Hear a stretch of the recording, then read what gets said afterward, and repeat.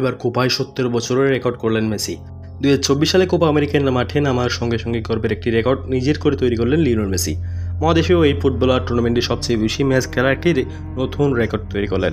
বিশ্বজয়ী তারকা Lionel Messi এতে ভেঙে নিজের দীর্ঘ 70 বছরের রেকর্ড।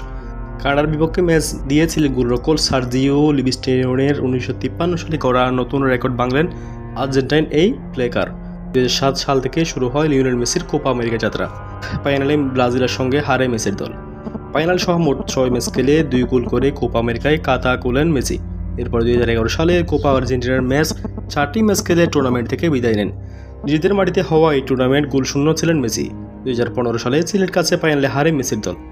6 ম্যাচ খেলে মেসি মাত্র 1 গোল করেন। 2016 সালের কোপা আমেরিকায় ফাইনাল ম্যাচ সহ 6টি ম্যাচ খেলে 5 গোল করেন মেসি। ফাইনালে আবারও মুখোমুখি হতে হয় চিলির সাথে। এবারও হারে আর্জেন্টিনা। ট্রাইব্রেকারে চিলির কাছে হারার পর আন্তর্জাতিক ফুটবল থেকে বিদায় নেওয়ার ঘোষণা নেন তিনি। চিলির বিপক্ষে টাইব্রেকারে গোল করতে ব্যর্থ হওয়ায় সমালোচকদের মুখে এই সিদ্ধান্ত নেন তিনি।